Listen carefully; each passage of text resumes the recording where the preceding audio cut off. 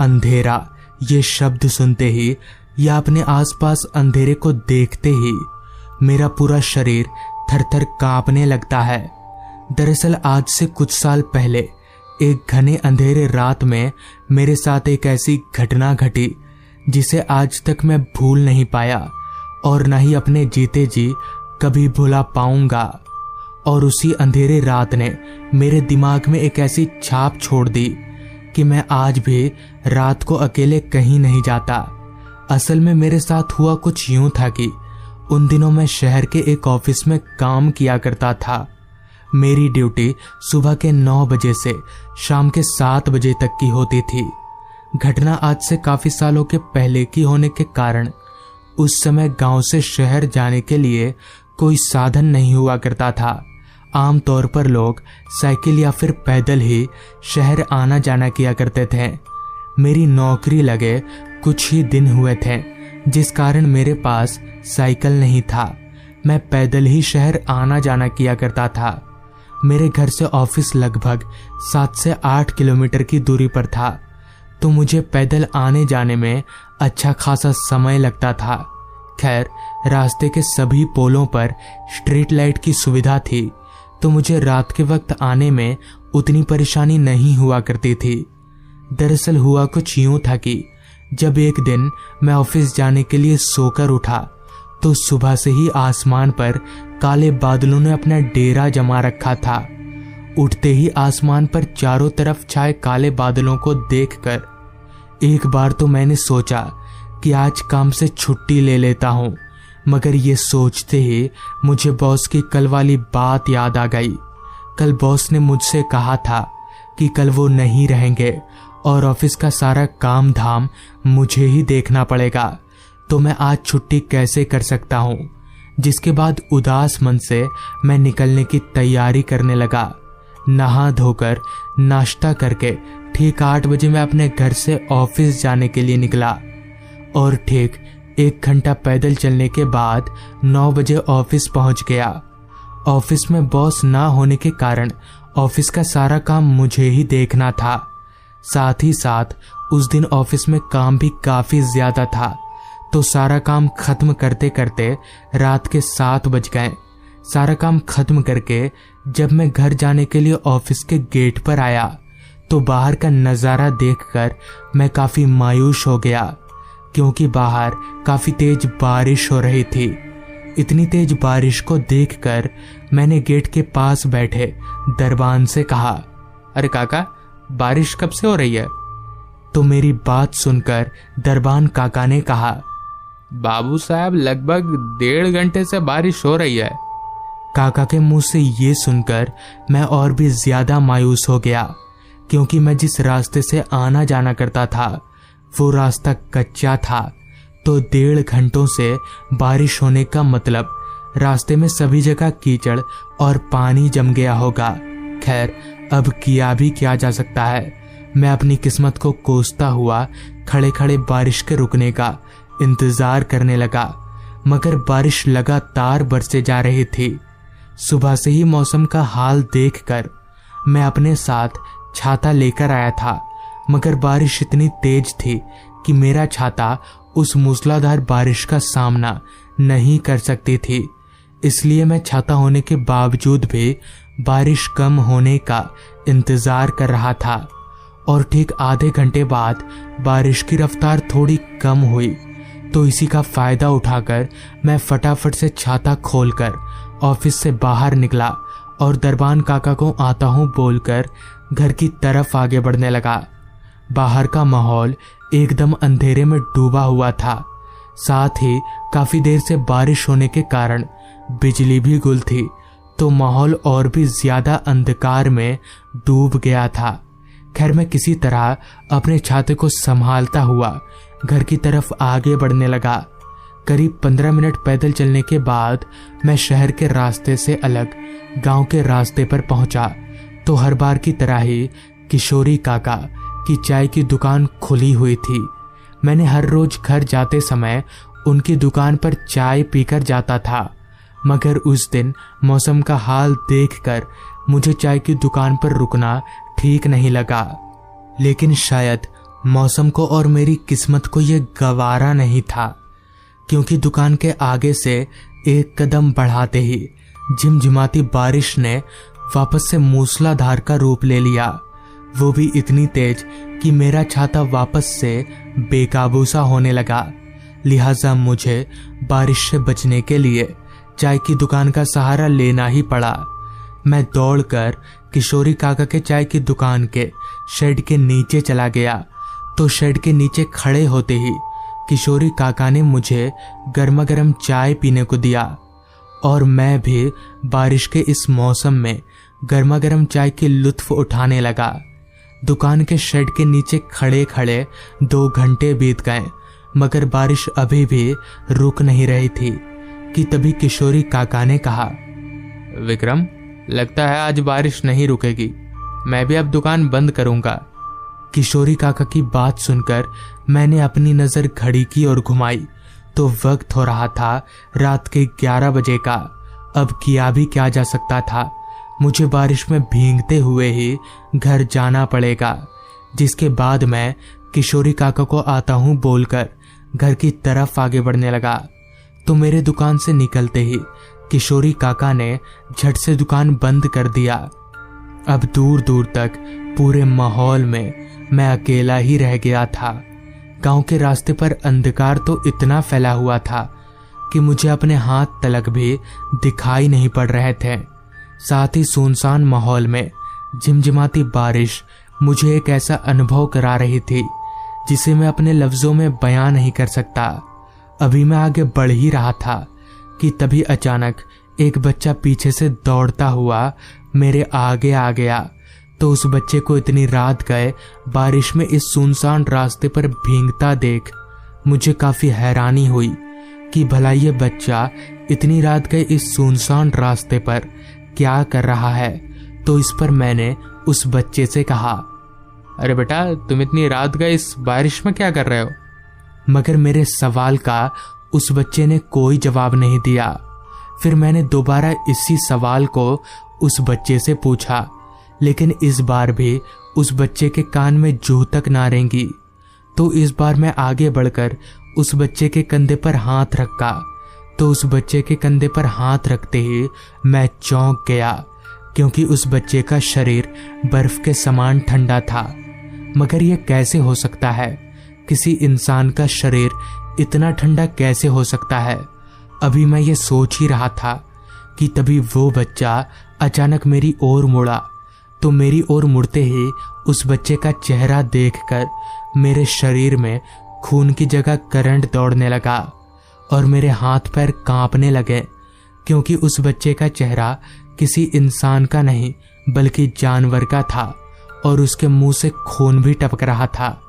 इतना सब देखने के बाद मैं समझ गया कि ये कोई बच्चा नहीं बल्कि भूत है और अब मैं एक बड़ी मुसीबत में फंस चुका हूँ और शायद अब ये भूत मुझे मार डालेगा। फिर भी मैंने हिम्मत नहीं हारी। मैं हिम्मत जुटाकर वहां से भागने लगा। मैं अपनी मौत को अपने पीछे पाकर काफी रफ्तार से भागे जा रहा था। भागते भागते मैंने अपनी नजर एक दफा पीछे घुमाई तो पीछे वो शैतान हवा में उड़ते हुए मेरी तरफ आ रहा था। अब मैं अपने जीने की उम्मीद खो चुका था और मैंने अपने आप को मरा हुआ मान लिया था कि तभी उस भूत ने हवा में उड़ते हुए मेरा गला पकड़ लिया और मेरा गला इतनी जोर से पकड़ा कि मैं हिल तिलक नहीं पा रहा था कि तभी मुझे ढूंढते हुए मेरे घर वाले वहां आ गए। तो मेरे घर वालों के आते ही वो भूत हवा में धुआं हो गया। तो इस तरह से उस रात मैं मरते मरते बचा। तो दोस्तों, ये थी आज की कहानी।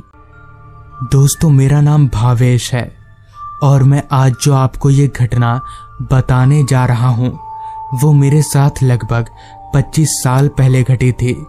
उस समय मेरी उम्र महज 20 वर्ष की थी। उन दिनों मैं अपने 2 दोस्तों के साथ एक स्टील फैक्ट्री में काम किया करता था। मेरी ड्यूटी सुबह के 10 बजे से रात के 8 बजे तक की होती थी। घटना काफी पुरानी होने के कारण उस समय आज की तरह भीड़ भड़का नहीं हुआ करता था। जब हम ड्यूटी खत्म करके घर आते थे तो रास्ता पूरी तरह से सुनसान और अंधेरे में डूब जाया करता था। उन दिनों लाइट की कोई सुविधा नहीं होने के कारण आते वक्त हम तीनों दोस्त अपने साथ एक बैटरी टॉर्च रखा करते थे, जो रात के अंधेरे में हमें रास्ता दिखाने का काम किया करती थी। हम जिस रास्ते से आना जाना किया करते थे, उस रास्ते के दोनों तरफ दूर दूर तक ना तो कोई घर था और ना ही आते वक्त हमें कोई इंसान दिखता था, क्योंकि उस समय गांव वाले रात को घर से कम ही निकला करते थे, क्योंकि उन दिनों गांव में जंगली जानवरों का भी काफी आतंक था। उन दिनों मैं और मेरे दोनों दोस्त, हम भूत प्रेत इन सब बातों पर जरा भी विश्वास नहीं करते थे, जिस कारण हम रात के वक्त भी इधर उधर घूमने निकल जाया करते थे। ऐसी ही एक रात काम से छुट्टी होने के बाद हम तीनों दोस्त घर जाने के लिए कारखाने से बाहर निकले तो वक्त हो रहा था ठीक रात के 8 बजे का। काम से निकलते ही हम तीनों दोस्त घर की तरफ आगे बढ़ने लगे। रास्ता हर दिन की तरह ही सुनसान और अंधेरे में डूबा हुआ था, मगर उस रात अंधेरा इतना घना था कि हमारी टॉर्च की रोशनी उस अंधेरे के सामने ना के बराबर मालूम पड़ रही थी। साथ ही साथ बीच बीच में आ रही जंगली जानवरों की आवाजें हमें एक अलग ही अनुभव करा रही थी। खैर, हम डरते तो थे नहीं, तो हम हल्की टॉर्च की रोशनी के सहारे ही आगे बढ़ने लगे। अभी हम 10-20 कदम आगे बढ़े ही थे कि तभी अचानक पीछे से एक आवाज आई। भावेश। अचानक पीछे से आई मेरी नाम की आवाज को सुनकर मैं एकदम से चौंक गया और मेरे आगे बढ़ रहे कदम खुद ब खुद थम गए कि भला इतनी रात गए इस सुनसान रास्ते पर मेरा नाम कौन पुकार रहा है। खैर, मन में शंका लेकर हम तीनों दोस्त पीछे मुड़े तो पीछे मुड़ते ही हमने देखा कि हमसे कुछ दूरी पर एक आदमी खड़ा है, मगर अंधेरा काफी घना होने के कारण हमें उस आदमी का चेहरा साफ साफ दिखाई नहीं पड़ रहा था। जिस पर मैंने टॉर्च की लाइट को उस आदमी के शक्ल पर मारी तो टॉर्च की लाइट पड़ते ही हमने देखा कि वो आदमी कोई और नहीं बल्कि रामा काका है। रामा काका हमारे ही गांव के रहने वाले हैं, जिनका घर हमारे घर के अगल बगल में ही है। इस पर मैंने रामा काका से कहा, अरे काका, आप इतनी रात गए इधर क्या कर रहे हैं? तो मेरे इतना कहते ही रामा काका चलते हुए हमारी तरफ आने लगे। हमारे पास आकर रामा काका ने कहा, वो मैं जरूरी काम के सिलसिले से शहर गया था, तो आते आते रात हो गई, और अच्छा है रास्ते में तुम लोग मिल गए, तो अब साथ में ही चलते हैं। रामा काका के मुंह से ये सुनते ही मैंने कहा, ठीक है काका, चलिए चलते हैं। जिसके बाद हम चारों घर की तरफ आगे बढ़ने लगे।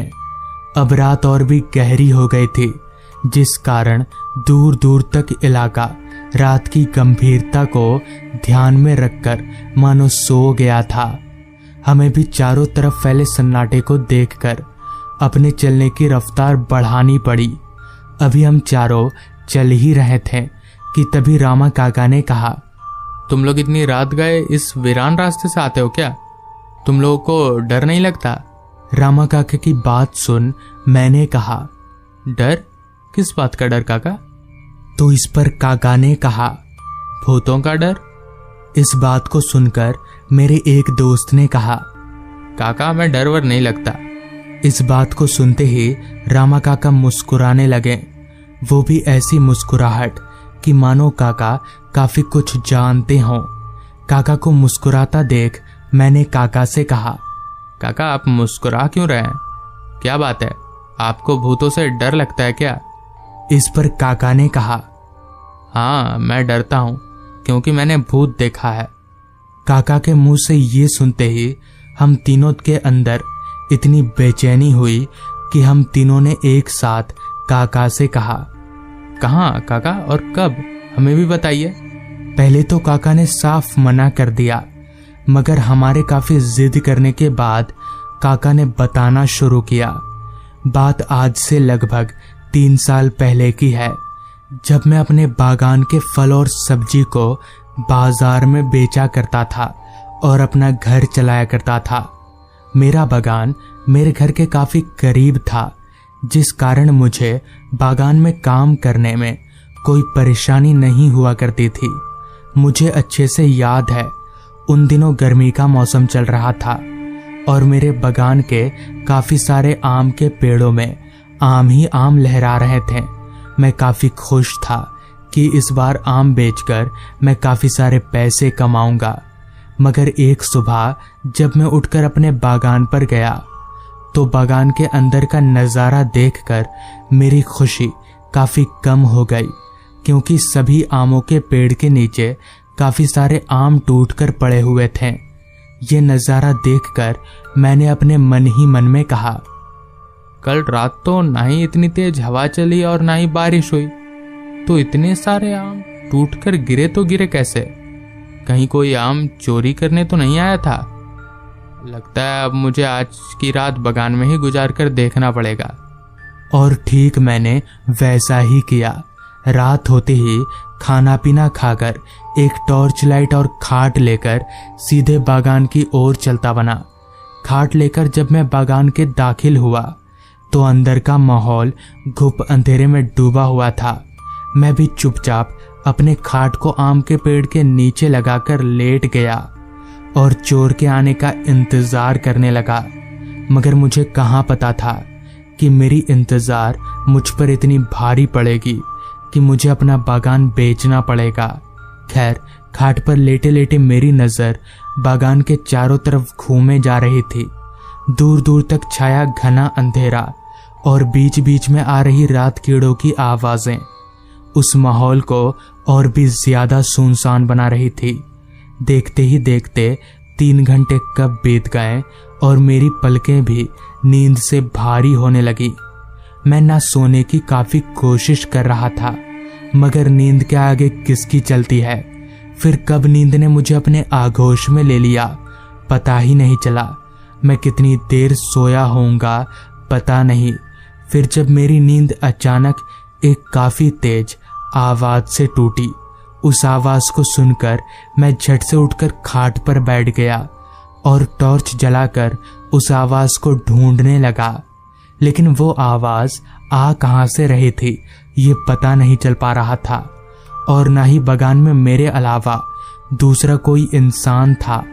खैर, मैंने उस आवाज को अपने मन का वहम मानकर वापस खाट पर लेट गया तो मेरे लेटते ही वापस उस आवाज ने दस्तक दी।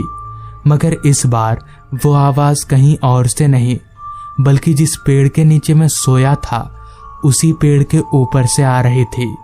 तो मैंने झट से टॉर्च जलाया और टॉर्च को पेड़ के ऊपर घुमाया तो पेड़ के ऊपर का नजारा देखकर मेरा पूरा शरीर कांपने लगा और मेरे हाथ पैर फूलने लगे, क्योंकि पेड़ के ऊपर कोई इंसान नहीं बल्कि भूत था, जिसकी आंखें दूध की तरह सफेद थीं और उसका पूरा चेहरा सड़ा हुआ था। साथ ही साथ उस भूत के 2 सींग भी थे। ये देखकर मैं इतना डर गया कि डर के मारे मैं जोर जोर से चीखने लगा। मैं इतना तेज चीख रहा था कि मेरी चीख की आवाज सुनकर वहां पर गांव के लोग पहुंचे और वो भूत हवा में ओझल हो गया। तो इस तरह से उस रात मेरी जान बच गई। तो दोस्तों, ये थी आज की कहानी।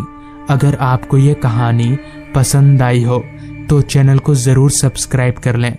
तो मैं आपका दोस्त आर्यन जल्द ही मिलूंगा आपसे ऐसी ही एक कहानी के साथ।